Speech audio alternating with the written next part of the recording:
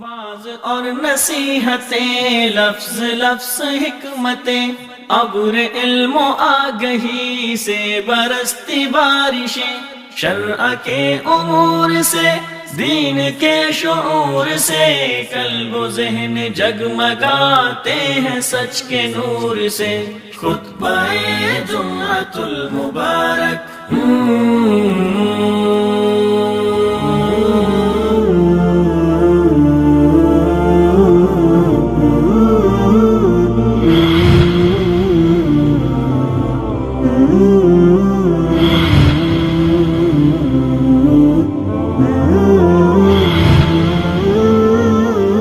السلام علیکم ورحمۃ اللہ وبرکاتہ۔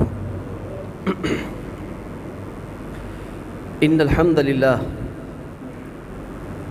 نحمده ونستعینه ونستغفره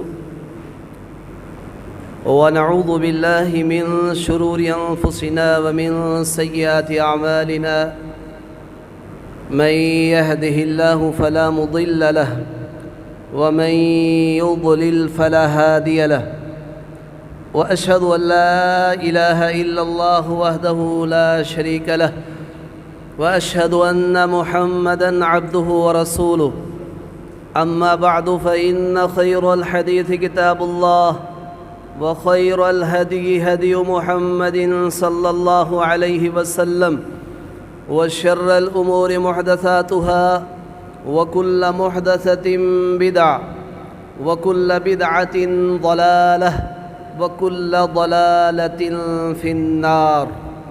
يا أيها الذين آمنوا اتقوا الله حق تقاته ولا تموتن إلا وأنتم مسلمون۔ يا أيها الناس اتقوا ربكم الذي خلقكم من نفس واحدة، وخلق منها زوجها، وبث منهما رجالا كثيرا ونساء، واتقوا الله الذي تساءلون به والأرحام إن الله كان عليكم رقيبا۔ يا أيها الذين آمنوا اتقوا الله وقولوا قولا سديدا يصلح لكم أعمالكم ويغفر لكم ذنوبكم، ومن يطع الله ورسوله فقد فاز فوزا عظيما۔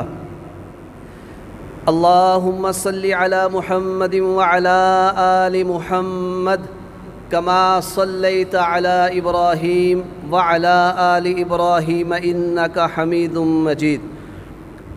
اللهم بارك على محمد وعلى آل محمد كما باركت على إبراهيم وعلى آل إبراهيم إنك حميد مجيد۔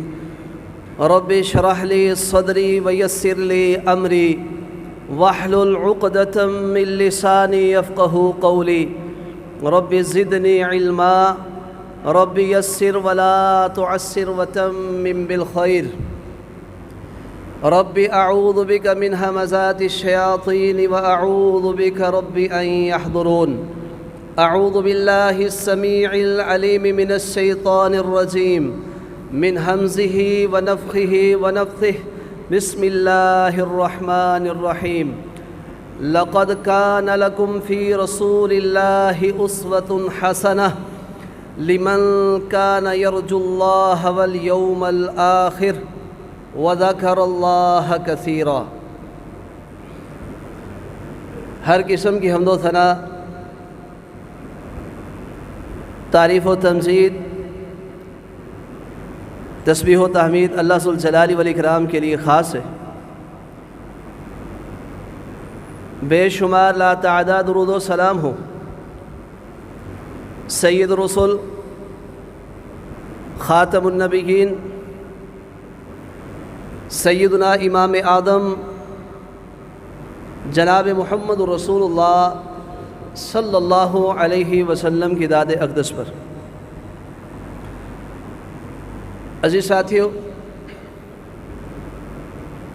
آج کے ہمارے خطبے کا عنوان سیرت النبی صلی اللہ علیہ وسلم ہے۔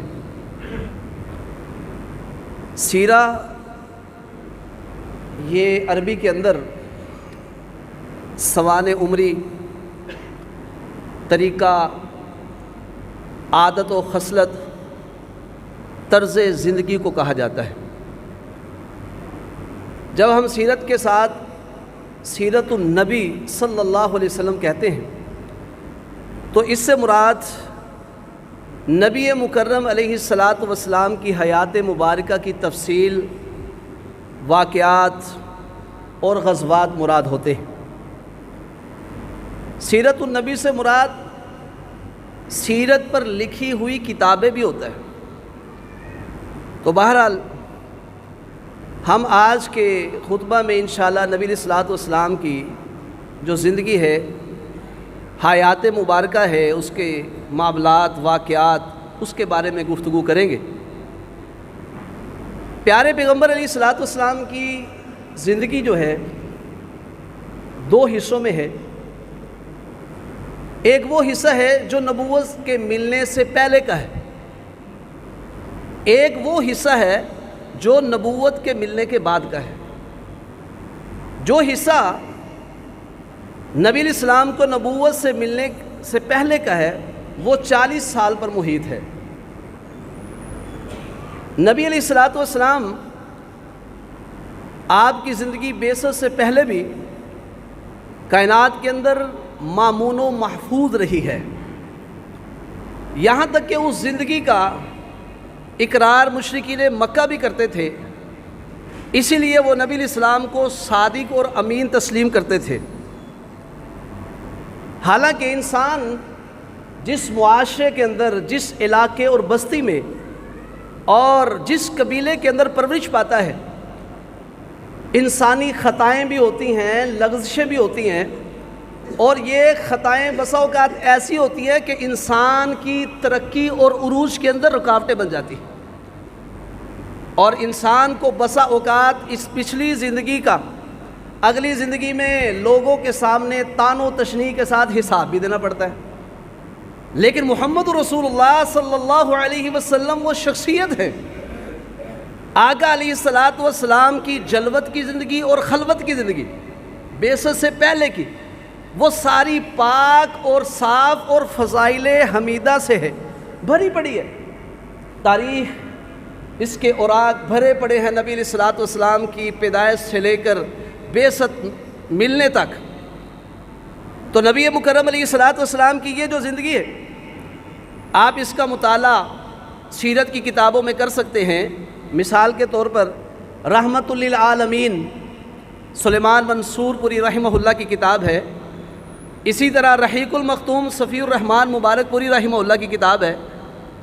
अल्लामा शिबली नुमानी की सीरतुन नबी है, और भी दीगर किताबें हैं। आप इनका मुताला करके आप अलैहिस्सलाम की बेसत से पहले की ज़िंदगी पढ़ सकते हैं। नबी मुकर्रम अलैहिस्सलाम को जब 40 साल की उम्र के अंदर अल्लाह दुल जलाली वल इकराम ने मबूस फरमाया, सोमवार का दिन था जिस दिन अल्लाह ने आपको अपनी नबूवत के लिए, अपना पैगाम लोगों तक पहुँचाने के लिए आपका चुनाव किया, सोमवार का दिन।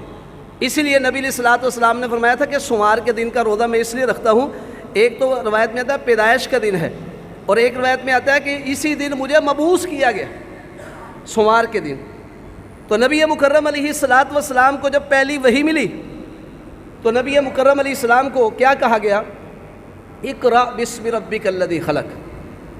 अब जब नबी मुकर्रम इस्लाम को मबूस किया गया ना, अब आपकी दूसरी ज़िंदगी आ गई, दूसरी ज़िंदगी का हिस्सा। एक तो हो गया 40 साल से पहले जो अभी आपको नबूवत नहीं मिली वो हिस्सा, और अब शुरू हो गया है 40 साल के बाद वो हिस्सा जिसमें आप अलैहिस्सलाम को नबूवत मिली। इसके भी फिर दो पहलू हैं। एक पहलू है इल्मी एतबार से और एक पहलू है अमली एतबार से। नबी मुकर्रम अलैहिस्सलातु वस्सलाम पर उतरने वाली जो वही है सबसे पहली, इसमें आप इल्मी एतबार से चेक करें कि अल्लाह दुल जलाली वल इकराम ने किस तरह आपको नबी मबूस किया और फिर आप अलैहिस्सलाम को किस अंदाज से इल्म दिया गया। क्योंकि आप अलैहिस्सलाम जिस मुआशरे में ज़िंदगी बसर कर रहे थे वहाँ के लोग अल्लाह फरमाते उम्मी थे, जिनको न लिखना आता था न पढ़ना आता था। और नबी अलैहिस्सलातु वस्सलाम उस इलाके में रहे آپ کی صفت بھی قرآن نے النبی الامی کہ نبی علیہ الصلوۃ والسلام نے دنیا میں نہ کسی سے لکھنا سیکھا تھا اور نہ ہی نبی علیہ السلام نے کسی سے پڑھنا سیکھا تھا۔ تو نبی مکرم علیہ الصلوۃ والسلام پر جب پہلی وحی نازل ہوئی، آپ کو اللہ نے اپنی رسالت کے لیے چنا، تو اس میں کیا کہا گیا؟ اقرأ بسم ربک الذی خلق، اپنے رب کا نام لے کر جس نے پیدا کیا اس کا نام لے کر پڑھیے۔ اس سے پہلے 3 دفعہ آپ نے کہا ما انا بقارئ، مجھے پڑھنا نہیں آتا ہے۔ پھر یہ آیات پڑھی گئی خلق الانسان من علق، اللہ نے کس کو پیدا کیا؟ انسان کو پیدا کیا۔ کس چیز سے پیدا کیا؟ من علق، خون کے لوتھڑے سے، جمے ہوئے خون سے۔ پھر کہا اقرأ وربک الاکرم، آپ پڑھیے، آپ کا رب بڑی عزتوں والا ہے، اور جو عزتوں والا ہوتا ہے نا اس کے ساتھ جس کے تعلق بن جاتے ہیں اس کو بھی عزتیں مل جاتی ہیں۔ ویسے تو اللہ تعالیٰ کی ساری مخلوقوں میں سے سب سے عزت والی مخلوق حضرت انسان ہے، جیسا کہ فرمایا وَلَقَدْ كَرَّمْنَا بَنِي آدم، ہم نے آدم کی اولاد کو بڑی عزتوں سے نوازا ہے۔ تو اللہ فرماتے ہیں اقرأ وربک الاکرم، آپ پڑھیے، آپ کا رب بڑی عزتوں والا ہے۔ الذی علم بالقلم، جس رب نے قلم کے ذریعے علم سکھایا ہے۔ علم الانسان ما لم یعلم، انسان کو وہ کچھ سکھا دیا جس کو یہ جانتا نہیں تھا۔ اللہ ذوالجلال والاکرام نے یہ آیات نازل کی۔ پیارے پیغمبر علیہ الصلوۃ والسلام اس وقت طبی طور پر آپ نے فرمایا خشیت علی نفسی، مجھے اپنے نفس کے اوپر ڈر ہے۔ نبی اسلام حضرت خدیجہ رضی اللہ تعالی عنہا کے پاس تشریف لائے، تو دیکھیں نبی مکرم علیہ الصلوۃ والسلام کی جو یہ 40 سال سے پہلے کی زندگی تھی، کیسی بہترین زندگی کہ جب نبی علیہ السلام ڈر کے اپنے گھر میں پہنچتے ہیں، آپ پہ خوف طاری ہوتا ہے، تو حضرت خدیجہ رضی اللہ تعالی عنہا سے فرماتے ہیں زملونی زملونی، مجھے چادر اڑاؤ چادر اڑاؤ۔ اور پھر نبی علیہ الصلوۃ والسلام نے اپنا واقعہ حضرت خدیجہ سے بیان کیا اور اپنے جان کے خطرے کی بات کی، تو انہوں نے آگے سے کیا کہا کلا واللہ ما یخزیک اللہ ابدا، ایسے نہیں ہو سکتا، آپ اپنی جان کا کیوں ڈر کر رہے ہیں؟ اللہ کی قسم، اللہ ذوالجلال والاکرام آپ کو کبھی بھی رسوا نہیں کر سکتا۔ یہ کس زندگی کو دیکھ کے کہہ رہی ہے؟ بعثت سے پہلے کی زندگی، کیونکہ آپ کے اندر کچھ خوبیاں ہیں، کچھ نہیں بہت زیادہ خوبیاں ہیں، جو یہاں پہ گنوائی وہ چند تھی۔ وہ کیا ہے کہ سب سے پہلے انکا تصل الرحمہ، آپ تو رشتہ داریاں ملاتے ہیں، توڑتے نہیں۔ اگر آپ رشتہ داریاں توڑتے ہوں، بیچ میں سے کوئی دشمن نکلے، پھر تو خطرہ ہو سکتا ہے جان کا، لیکن آپ تو ہمیشہ سے رشتہ داریوں کو جوڑتے آ رہے ہیں۔ انکا تصل الرحمہ، ابھی کیونکہ نبوت کا اعلان نہیں کیا تو آپ تو رشتہ داریوں کو توڑتے نہیں بلکہ ملاتے ہیں۔ اور دوسرے نمبر پر تحمل الکلہ، آپ تو لوگوں کا بوجھ اٹھانے والے ہیں، جو بوجھ نہیں اٹھا سکتا آپ اس کا بوجھ اٹھاتے ہیں۔ ایسے لوگ تو بڑے پیارے ہوتے ہیں۔ اب تو سیلاب آیا ہوا ہے، جو بھی تنظیم خدمت خلق کا کام کر رہی ہیں، اس کا تعلق مرکزی مسلم لیگ سے ہو یا اس کا تعلق مرکزی جمعیت کے ساتھ ہو، اس کا تعلق اہل حدیث یوتھ فورس کے ساتھ ہو، وہ خدمت خلق کا نام لے کر کام کر رہے ہوں، ان سب تنظیموں کی لوگ عزت کر رہے ہیں، ان کا احترام کر رہے ہیں۔ اب کتنا سخت سیلاب آیا ہوا ہے، وہ لوگوں کو کشتیوں کے ذریعے نکال کے لا رہے ہیں، اور آپ سے یہ چیزیں چھپی ہوئی نہیں ہیں۔ یہ ہے نبی علیہ السلام کی زندگی، یہ ہے آپ علیہ السلام کا مقصد، یہ ہے آپ علیہ السلام کا مشن۔ لیکن آج ہم صرف مشن کو منانے کے لیے آئے ہیں۔ آج ہم مشن منا رہے ہیں، آج ہم جشن کی صورت میں مشن منا رہے ہیں، لیکن مشن کو ہم اپنا نہیں رہے۔ یہ ہماری بہت بڑی غلطی ہے۔ یہی جشن کرنے والے کہاں ہیں؟ سیلابوں کے اندر لوگوں کو بچا کے لانے والے، ان کی خدمتیں کرنے والے کہاں گئے اب؟ اس لیے ہم صرف منانے کے لیے رہ گئے ہیں۔ نبی اسلام کی سیرت کو اپنانا بھی ہے۔ نبی اسلام تحمل الکلہ، لوگوں کا بوجھ اٹھاتے ہیں۔ وہ تکسب المعدوم، جس کے پاس کچھ نہیں ہے اس کو کما کر دیتے ہیں۔ یہ کون کہہ رہی ہیں؟ نبی علیہ السلام کی بیوی، کہ جس کے پاس کچھ نہیں ہوتا آپ اس کو کما کر دیتے ہیں۔ پھر مہمان آ جائے وَتَقْرِي الضَّيْفَ، گھر سے نکالا نہیں جاتا مہمانوں کو، بلکہ آپ علیہ السلام مہمانوں کی مہمان نوازی کرتے ہیں۔ آپ تو مہمان نوازی کر رہے ہیں۔ وَتَقْرِي الضَّيْفَ وَتُعِينُ عَلَى نَوَائِبِ الْحَقِّ، اس کے بعد کیا؟ حق کے جتنے بھی کام ہیں، حق کے جتنے بھی معاملات ہیں سب کاموں پہ محمد رسول اللہ صلی اللہ علیہ وسلم معاونت کرتے ہیں۔ یہ کون کہہ رہی ہیں؟ حضرت خدیجہ رضی اللہ تعالیٰ عنہ۔ کس کو کہہ رہی ہے؟ نبی مکرم علیہ السلام۔ کیا آپ میں اتنی خوبیاں ہیں؟ اتنی خوبیاں ہوں پھر آپ کو اپنی جان کا کیوں ڈر ہے؟ آپ کو ڈر نہیں ہونا چاہیے۔ تو یہاں سے محمد رسول اللہ صلی اللہ علیہ وسلم کی بیوی نے آپ کو حوصلہ دیا، تو نبی مکرم علیہ السلام پر پھر مختلف انداز سے وحی نازل ہوئی۔ پھر یہ بھی اللہ نے کہا وَقُرْ رَبِّ زِدْنِی عِلْمًا۔ اب اللہ نے علم دینا تھا، آپ کی علمی زندگی ہے، آغاز میں علم سے نوازا جا رہا ہے۔ پیارے پیغمبر علیہ السلام کو کہا جا رہا ہے وَقُرْ رَبِّ زِدْنِی عِلْمًا۔ اب آپ دعائیں کریں۔ دعائیں کیا کرنی ہے؟ اے میرے پروردگار میرے علم میں اضافہ فرما۔ کس سے دعا کرنی ہے؟ کیونکہ دنیا میں تو لکھنا پڑھنا کسی سے سیکھا نہیں، سیکھ لیتے تو وہ استاد بن جاتا، استاد کا مقام زیادہ ہو جاتا۔ اس لیے اللہ نے امیین میں آپ کو پیدا کیا اور آپ کو آپ کی صفت امی بیان کر کے اللہ ذوالجلال والاکرام خود محمد رسول اللہ کے استاد بنے۔ وَعَلَّمَكَ مَا لَمْ تَكُنْ تَعْلَمْ وَكَانَ فَضْلُ اللَّهِ عَلَيْكَ عَظِيمًا۔ اللہ نے آپ کو وہ کچھ سکھا دیا جو آپ جانتے نہیں تھے، اور یہ اللہ کا آپ کے اوپر بہت بڑا فضل ہے۔ تو میرے بھائیوں، اللہ نے پہلے آپ کو علم دیا ہے، اس لیے امام بخاری رحمہ اللہ کہتے ہیں عمل بعد میں ہے، علم پہلے، کیونکہ اللہ قرآن میں کہتے ہیں فَعْلَمْ أَنَّهُ لَا إِلَهَ إِلَّا اللَّهُ۔ اس بات کو جان لیں کہ اللہ کے علاوہ کوئی عبادت کے لائق نہیں، پہلے جاننا ہے، یہ جاننا ہی علم ہے۔ اور اس کو اللہ نے کہا کہ آپ کو اللہ نے سکھایا۔ علم جو ہے یہ اللہ کا بہت بڑا فضل ہے آپ کے اوپر۔ اور دوسرے مقام پر کیا فرمایا؟ اللہ ذوالجلال والاکرام نے آپ کو وحی عظیم عطا کی، اور اس میں اس امت کی جو اصلاح اور کامیابی کے جو راز تھے وہ اللہ نے بیان کیے۔ کیسے کہا؟ الرحمن علم القرآن۔ رحمان وہ ہے جس نے قرآن سکھایا ہے، کسی اور چیز کا نام نہیں لیا۔ اگرچہ کتاب و سنت کے اندر محمد رسول اللہ کے اس دین کے اندر دوسرے علوم بھی مل جائیں گے، محنت کرنے والوں کو بہت کچھ ملتا ہے، لیکن مقصد وہ نہیں ہے، مقصد دینی علم ہے، اللہ کی وحی کا علم ہے۔ اس لیے فرمایا پیارے پیغمبر الرحمن علم القرآن، رحمان وہ ذات ہے جس نے قرآن سکھایا۔ خلق الانسان علمہ البیان، انسان کو پیدا کیا اور پھر اس کو وضاحت سکھا دی۔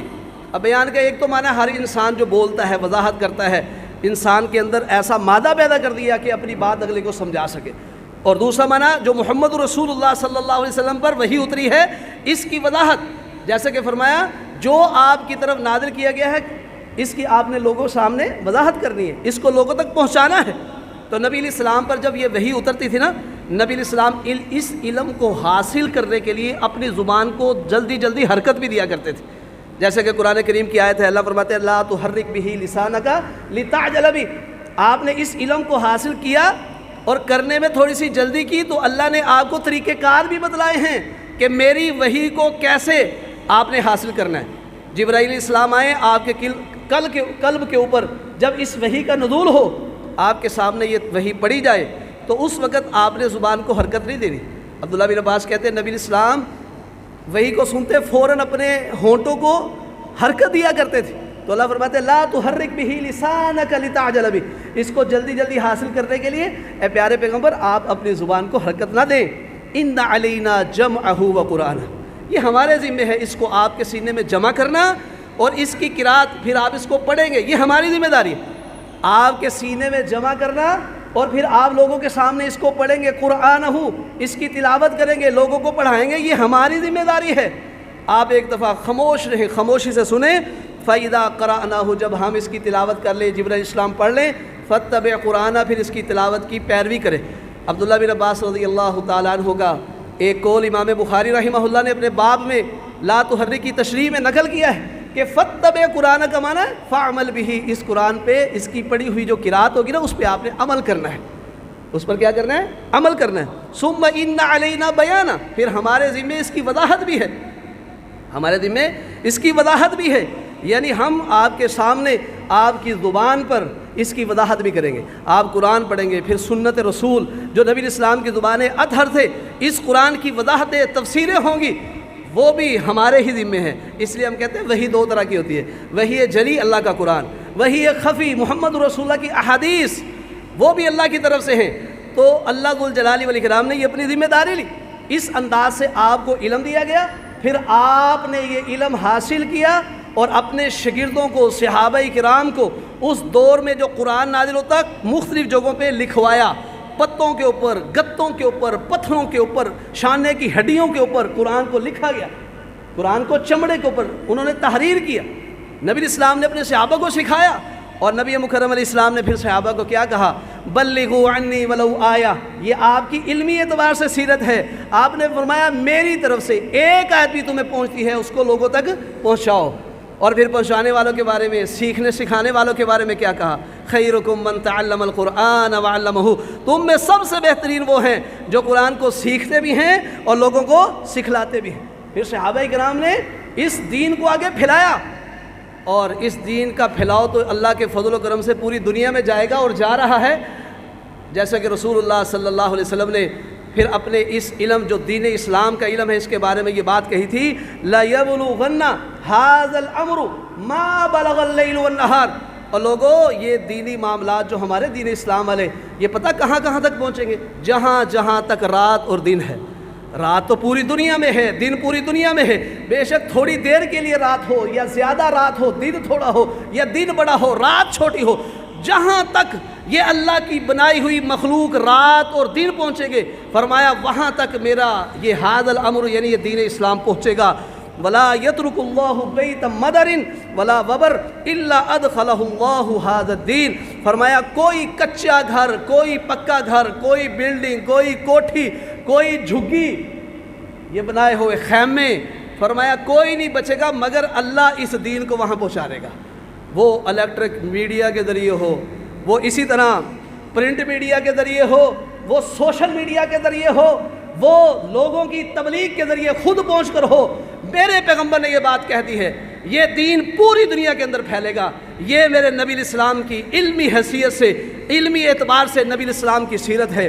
آپ علیہ السلام نے اللہ سے یہ علم حاصل کیا اور اپنے پیغمبر نے اپنے صحابہ کو یہ علم پہنچایا، اور پھر صحابہ نے اس کو آگے پہنچایا۔ آج یہ علم ہمارے پاس ہر صورت کے اندر موجود ہے۔ نبی مکرم علیہ السلام نے پھر ایک اچھے استاد بن کر آپ نے یہ کام سر انجام دیا۔ معاویہ بن حکم پیارے پیغمبر کے صحابی ہیں، نماز کے اندر نا ایک نے چھینک لی، اس نے الحمدللہ کہہ دیا، انہوں نے اس کو جواب دے دیا۔ بہرحال نماز کے اندر تھوڑی سی دوسرے صحابہ نے ان کو گھورا، ابھی دائیں بائیں دیکھنا منع نہیں ہوا ہوگا، تو کہتے ہیں کہ میں نے یرحمک اللہ کہہ دیا، تو وہ مجھے گھورنے لگے۔ میں نے کہا کیا ہو گیا ہے، تمہاری مائیں تمہیں گم پائیں، مجھے ایسے کیوں گھور کے دیکھ رہے ہو؟ پہلے جواب دے دیا، پھر یہ بات کہہ دی، پھر کلام ہو گئی۔ تو بہرحال نماز مکمل ہوئی تو نبی علیہ السلام نے معاویہ بن حکم رضی اللہ تعالیٰ عنہ کو پھر سکھایا کہ نماز کیسے پڑھنی ہے۔ فرماتے ہیں ما رأیت معلما قبلہ ولا بعدہ، ایک استاد ہم ہیں۔ آج معاشرے میں آپ دیکھ رہے ہیں جو کبھی استاد مار رہا ہوتا ہے، کبھی گالیاں نکال رہا ہوتا ہے، کبھی کچھ کہہ رہا ہوتا ہے، ایک معلم محمد رسول اللہ صلی اللہ علیہ وسلم ہے۔ نبی مکرم علیہ السلام کے بارے میں حضرت معاویہ بن حکم رضی اللہ تعالیٰ عنہ کیا فرماتے ہیں؟ کہتے ہیں ما رأیت معلما قبلہ ولا بعدہ احسن تعلیما منہ، میں نے محمد رسول اللہ سے پہلے اور آپ کے بعد کوئی استاد ایسا نہیں دیکھا جو تعلیم دینے میں محمد رسول اللہ سے بڑھ کر ہو، تعلیم دینے میں محمد رسول اللہ سے بڑھ کر ہو۔ آگے کیا فرماتے ہیں؟ کہتے ہیں فواللہ، اللہ کی قسم، ما قہرنی، مجھے ڈانٹا نہیں، ولا ضربنی، مجھے مارا نہیں، ولا شتمنی، مجھے برا بھلا نہیں کہا، صرف اتنا کہا انا ہذہ الصلاۃ لا یصلح فیہا شیء من کلام الناس، اے معاویہ کہ یہ جو نماز ہے نا اس میں لوگوں کی کلام درست نہیں ہے، اس میں لوگوں کی کلام درست نہیں ہے، اس میں وحی الہی چلے گی، جلی کی صورت میں اور خفی کی صورت میں۔ وحی جلی قرآن پڑھ کر اور رکوع کے اندر سبحان ربی العظیم، سجدے میں سبحان ربی الاعلیٰ اور اللہ اکبر، رکوع جات سے سر اٹھاتے ہوئے سبی اللہ لمن حمیدہ، کیونکہ یہ لوگوں کی کلام نہیں ہے، یہ وحی الہی ہے۔ سبی اللہ لمن حمیدہ قرآن میں تو نہیں ہے نا، حدیث میں ہے نا، تو یہ وحی ہوئی نا، لوگوں کی کلام نہیں ہے، یہ میرے اللہ کی کلام ہے۔ وحی جلی کی صورت میں اور محمد رسول اللہ کی زبان اطہر کے ذریعے وحی خفی کی صورت میں۔ تو فرمایا اس میں سبحان اللہ پڑھنا ہے، اس میں اللہ اکبر پڑھنی ہے، اللہ اکبر کہنا ہے، قرآن کی قرات کرنی ہے۔ آپ نے ان کو اس طرح سکھایا، ایسے بہترین معلم۔ تو نبی مکرم علیہ السلام کی زندگی، سیرت، تعلیم کے اعتبار سے تو پھر اگر ہم مطالعہ کریں حدیث کی کتابوں کا، آپ نے ہر شعبے کے اندر لوگوں کی رہنمائی کی ہے۔ وہ شعبہ عبادت کا ہو، وہ ریاضت کا ہو، وہ شعبہ جہاد کے اعتبار سے ہو، وہ شعبہ آئلی زندگی کے اعتبار سے ہو، وہ شعبہ خدمت خلق کے اعتبار سے ہو، حکومتی نظام کے اعتبار سے ہو، جس اعتبار سے بھی ہے، نبی علیہ الصلوۃ والسلام نے ہر ترقی اور عروج کے ہر گوشے کو پیارے پیغمبر علیہ الصلوۃ والسلام نے لوگوں تک پہنچا دیا۔ تو آج کتابوں کی صورت کے اندر ہمارے پاس موجود ہے، آج ہمارے پاس موجود ہے، تو نبی علیہ الصلوۃ والسلام کے علم کی یہ روشنی ہر جگہ ہے۔ اس لیے نبی السلام کی صفت قرآن نے کہا سراجم منیرا، روشن چراغ، ایسا علم دے کر کے ہیں، ہر طرف روشنی ہی روشنی آپ کے علم کی ہے۔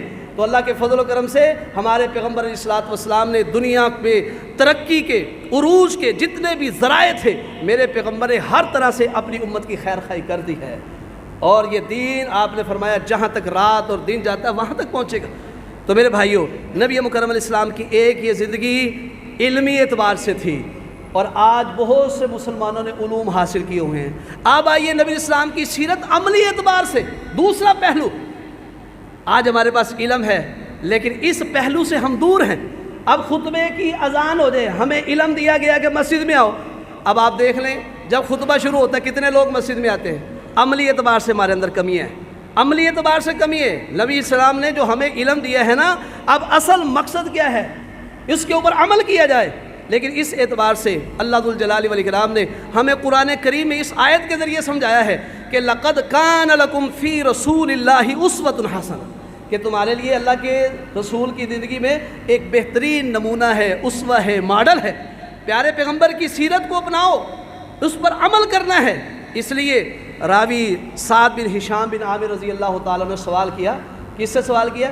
امی عائشہ رضی اللہ تعالیٰ عنہا سے سوال کیا کہ آپ کے اخلاق حسنہ جس کی تعریف قرآن میں ہے کہ انک لعلی خلق عظیم، کہ آپ اخلاق کے بہت بڑے اخلاق کے اوپر فائز ہیں، اللہ نے یہ تعریف کی ہے، تو وہ کیا ہیں؟ جب حضرت نے یہ سوال کیا تو امی عائشہ رضی اللہ تعالیٰ عنہ، حضرت عائشہ رضی اللہ تعالیٰ عنہ طاہرہ مطہرہ نے اس صحابی کو کیا جواب دیا؟ پہلے اس سے سوال کیا الست تقرأ القرآن، کیا تو قرآن نہیں پڑھتا؟ اس نے کہا جی میں قرآن پڑھتا ہوں۔ تو حضرت عائشہ نے کیا کہا؟ فَإِنَّ خُلُقَ نَبِيِّ اللَّهِ صلی اللہ علیہ وسلم کان القرآن، نبی علیہ الصلوۃ والسلام کا اخلاق کیا ہے؟ آپ کا اخلاق قرآن ہے۔ صحیح مسلم کی حدیث، آپ کا اخلاق کیا ہے؟ قرآن ہے۔ تو نبی علیہ الصلوۃ والسلام کے اخلاق حسنہ جو اللہ تعالیٰ نے قرآن میں خصائل حمیدہ انسانی بیان کیے نا، وہ سارے کے سارے، یعنی وہ اللہ نے جزوی اعتبار سے بیان کیے یا کسی بھی گوشے کا ذکر کیا، احسن انداز سے ذکر کیا نا، وہ سارے کے سارے عملی طور پر محمد رسول اللہ کے اندر موجود تھے۔ یہ میرے پیغمبر کا اخلاق ہے، وہ ساری قرآن نبی اسلام اس پر عمل کر رہے۔ آپ ایسے کہہ لیں کہ اللہ ذوالجلال والاکرام نے اخلاق کو علمی شکل جو دی ہے وہ قرآن ہے، اور جو عملی شکل دی ہے وہ محمد رسول اللہ ہے صلی اللہ علیہ وسلم۔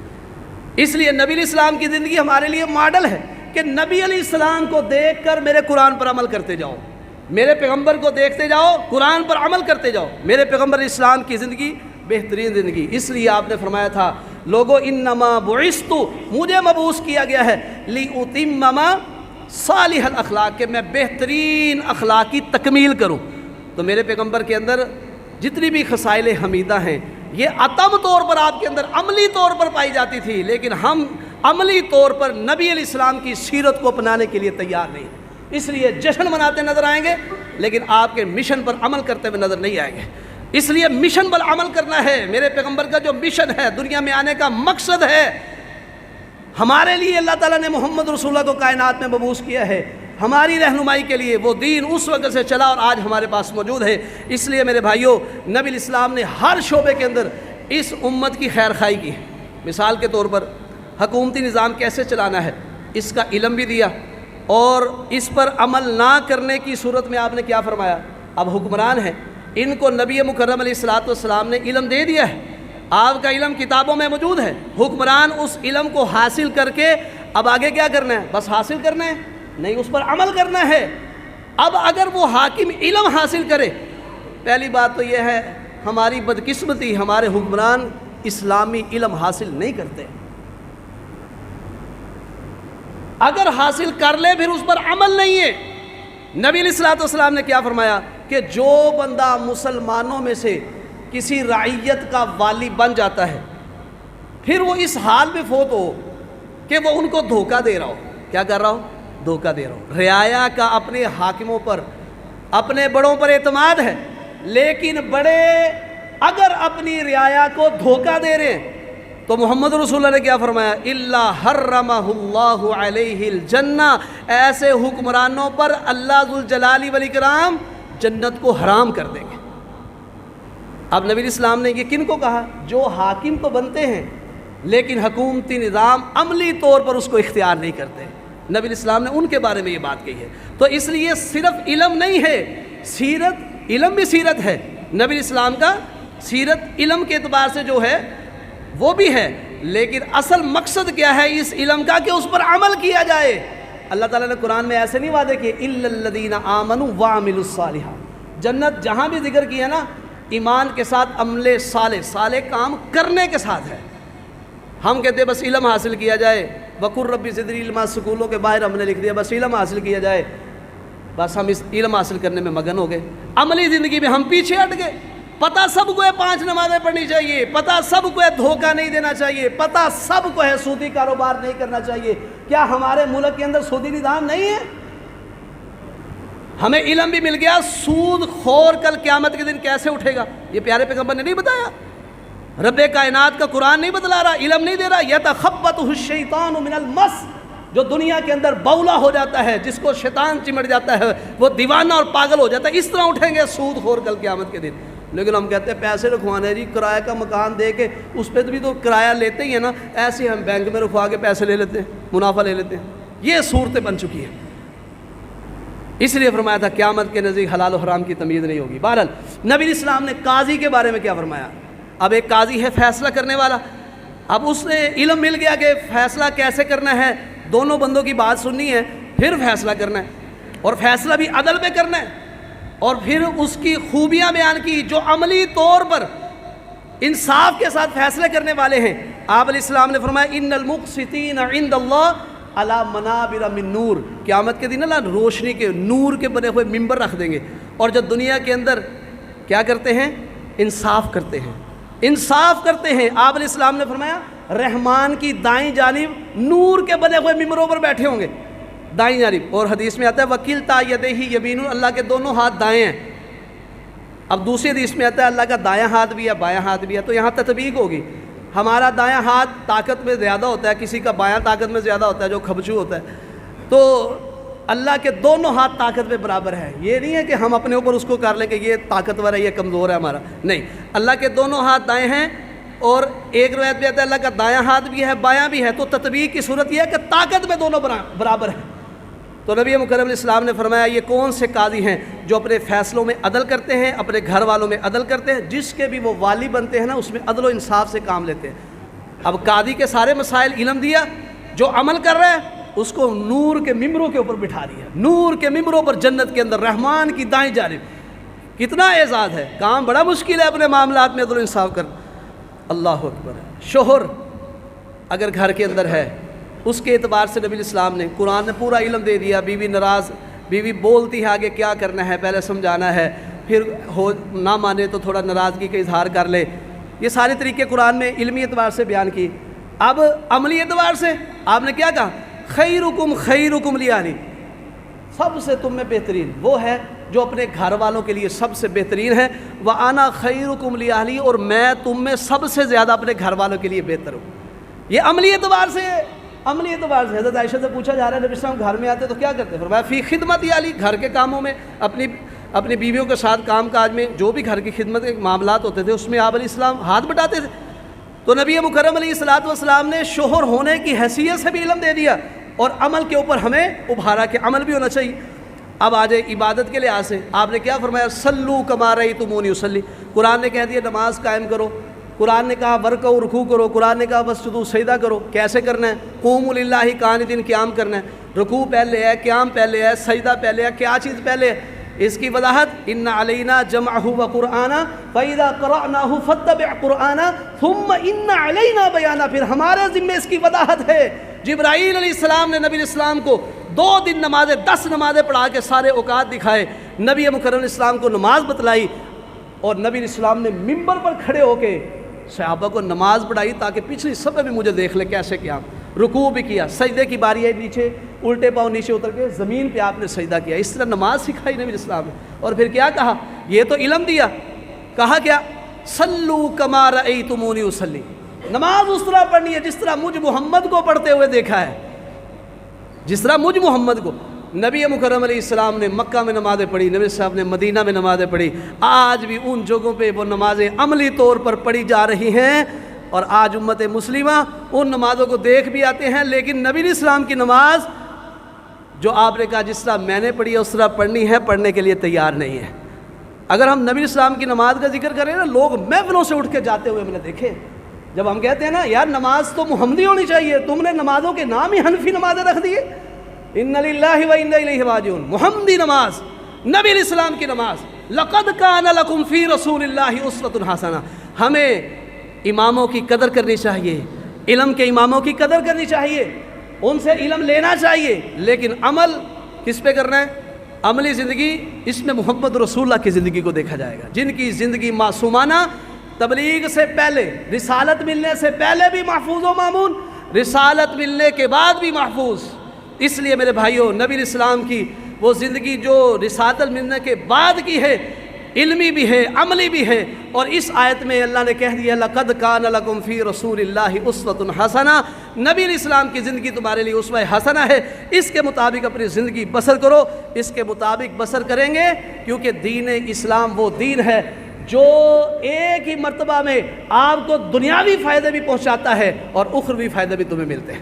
دین اسلام کی تعلیمات پر عمل کرنے کے دنیاوی فائدے بھی ہیں اور اخروی فائدے بھی ہیں.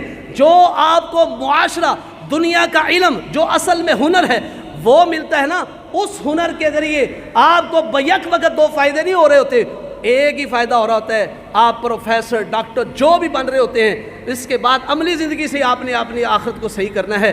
لیکن علمی اعتبار سے اگر آپ نے دین اسلام کو مد نظر رکھ کے اس پر عمل نہ کیا تو پھر آپ کا یہ سارا مال پیسہ قبر میں جانے تک فائدہ دے گا, اس کے بعد آپ کو کوئی فائدہ نہیں دے گا, مجھے کوئی فائدہ نہیں ملے گا.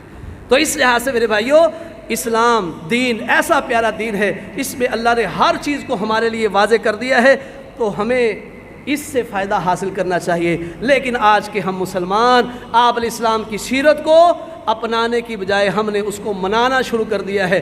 اگر ہم اپنا لیتے, آج ہمارے غزہ کے مسلمان بے یار و مددگار نہ چھوڑے جاتے. آج اپنا لیتے, آج یہ سیلاب کے اندر ڈوبنے والے مسلمان جن تک کوئی رسائی نہیں ہوتی, کشتیوں میں بیٹھ کر یہ مسلمان اہل حق کی جماعتیں وہاں پہنچ رہی ہیں, وہ بے یار و مددگار نہ چھوڑے جاتے. ہم صرف کیا باہر سے چندے وصول کرنے کے لیے رہ گئے ہیں؟ یہاں پہ ایسا نظام ہونا چاہیے, سیلاب میں اپنے مسلمانوں کا ساتھ دے. چلو ہماری یہ مجبوریاں تھیں کہ ہم غزہ نہیں پہنچ سکتے تھے, دعائیں کر سکتے تھے, دعائیں کر سکتے تھے نا, اور آج ساتھ دے سکتے ہیں. میرے بھائیوں, اپنے مسلمان سیلاب متاثرین کا ساتھ دیں. ہماری حکومتوں کو چاہیے مضبوط لائحہ عمل تیار کریں, لوگوں کی دعائیں لیں, لوگوں کی بددعائیں نہ لیں. اگر عزت کائنات کے اندر چاہتے ہو تو محمد رسول اللہ صلی اللہ علیہ وسلم کا دیا ہوا علم, اس کے مطابق عملی زندگی میں, عملی میدان میں آئیں گے تو کامیابی ہے, وگرنہ خسارہ ہے. آج قطر کے اوپر حملہ ہو گیا, امت مسلمہ خاموش ہے. کیوں خاموش ہے امت مسلمہ؟ ایمان ختم ہو گئے ہیں کیا؟ ہم بک چکے ہیں کیا؟ غلام بن چکے ہیں کیا ہے؟ کیوں نہیں نبی الاسلام کی سیرت کو اپناتے؟ میرے پیغمبر نے کہا تھا وَلَن تَرْضَ عَنْكَ الْيَهُودُ وَلَا النَّصَارَى. ان آیتوں کی سمجھ نہیں آتی. ہم ہیں مسلمان, ہم نے تو نام بھی بنیان و مرصوص قرآن سے لیا یارو. ہم نے کتاب و سنت کے مطابق حملہ کیا, اللہ نے فتح عطا کی. آج ہمیں کیا ہو گیا ہے؟ آج ہم اللہ کے دین سے کیوں دور ہیں؟ ہمیں آیتوں کی سمجھ نہیں آتی. یہود و نصارہ تم سے کبھی راضی نہیں ہو سکتے حتیٰ کہ تم ان کے دین کو اختیار کر لو, یعنی یہودی عیسائی بن جاؤ, پھر وہ جا کے راضی ہوں گے. تو آج ان کی مرضی کے مطابق نہ چلے تو ایسے ہوتا ہے. باری باری مسلمانوں کی باریاں لگی ہوئی ہیں, تھوڑا تھوڑا وہ چیک کر رہے ہیں, سٹارٹ کر رہے ہیں, چیک کر لیتے ہیں. وہ دیکھتے ہیں کہ یہ تو خاموش بیٹھے ہیں, ایسا ایسا سب کی باری آ جائے گی. لیکن نہ بھی آئے, میرا اللہ دیکھ رہا ہے. میرا اللہ دیکھ رہا ہے کہاں ہم دھوکے بازیاں کر رہے ہیں. میرے رب کو سارا پتہ ہے. اس لیے جب رب کی پکڑ آتی ہے نا, پہلے تو وہ خوش کرتا ہے, اتنا خوش کرتا ہے کہ لوگ زندگی کے اندر مگن ہو جاتے ہیں. فرمایا پھر ہم اچانک پکڑتے ہیں, پھر ہم چھوڑتے نہیں ہیں. اس لیے میرے بھائیوں, ہمیں ہمارے حکمرانوں کو، ہمارے پاکستان کے سربراہ جتنے بھی ہیں جو اس کی ترقی کے لیے کوششیں کرتے ہیں، اللہ ان کی کوششیں قبول فرمائے۔ اگر وہ اس میدان سے جہادی میدان سے پیچھے ہٹیں گے نا، اپنے مسلمانوں کو بے یار و مددگار چھوڑ دیں گے، پھر میرے بھائیوں ہم سب کو ذلت ہمارے مقدر میں کر دی جائے گی۔ وہ دین سے بچنا چاہیے، ڈرنا چاہیے، اللہ سے دعائیں کرنی چاہیے۔ پروردگار عالم دین اسلام کو ہمارے ذریعے دنیا میں عزت عطا فرما اور ہماری زندگی کے تمام گناہوں کو معاف فرما۔ وآخر دعوانا الحمدللہ رب العالمین۔